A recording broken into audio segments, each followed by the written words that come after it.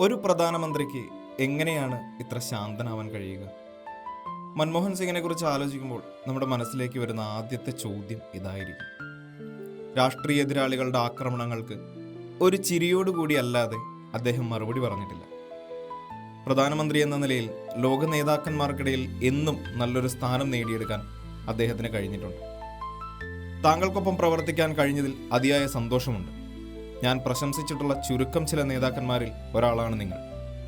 2014 Indian പ്രധാനമന്ത്രി സ്ഥാനം Manmohan Singh ഒഴിഞ്ഞപ്പോൾ American പ്രസിഡന്റായിരുന്ന ബറാക് ഒബാമയുടെ പ്രതികരണം ഇതായിരുന്നു. പൊതുവേദികളിൽ അധികം കാണാത്ത, കൂടുതൽ സംസാരിക്കാത്ത, അളന്നു തൂക്കി മാത്രം വാക്കുകൾ ഉപയോഗിക്കുന്ന മൻമോഹന്റെ ചരിത്രം ഓർത്തിരിക്കുന്ന ഒന്നിലേറെ പ്രസ്താവനകളുണ്ട്. 1991 ജൂലൈ 24 ധനമന്ത്രിയായിരിക്കെ പാർലമെന്റിലെ ആദ്യ പ്രസംഗത്തിൽ പ്രശസ്ത ഫ്രഞ്ച് എഴുത്തുകാരനും രാഷ്ട്രീയക്കാരനുമായ വിക്ടർ ഹ്യൂഗോയെയാണ് മൻമോഹൻ ഉദ്ധരിച്ചത്. ഭൂമിയിലെ യാതൊരു ശക്തിക്കും ഒരു ആശയത്തെ അതിൻ്റെ സമയം വന്നാൽ തടയാനാവില്ല. നാം ഏറ്റെടുത്ത ദീർഘവും കഠിനവുമായ യാത്രയിൽ മുന്നിൽ കിടക്കുന്ന ബുദ്ധിമുട്ടുകളെ കുറച്ചു കാണുന്നില്ല. ലോകമെങ്ങും ഇത് വ്യക്തമായി കേൾക്കട്ടെ. ലോകത്തിലെ പ്രധാന സാമ്പത്തിക ശക്തിയായി ഇന്ത്യ ഉയർന്നിരിക്കുന്നു. നാം വിജയിക്കും. നാം മറികടക്കും.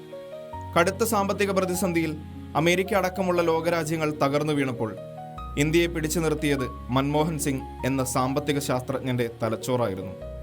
സാമ്പത്തിക നയങ്ങൾക്ക് പുറമെ ദേശീയ ഗ്രാമീണ തൊഴിലുറപ്പ് പദ്ധതിയും കാർഷിക വായ്പകളുടെ എഴുതിത്തള്ളലും മൻമോഹൻ സിംഗ് എന്ന പ്രധാനമന്ത്രിയുടെ ഭരണ നേട്ടങ്ങളുടെ അടയാളമായി എന്നും ഓർമ്മിക്കപ്പെടും. പ്രിയപ്പെട്ട മുൻ പ്രധാനമന്ത്രി മൻമോഹൻ സിംഗിന് യാത്രാമൊഴി.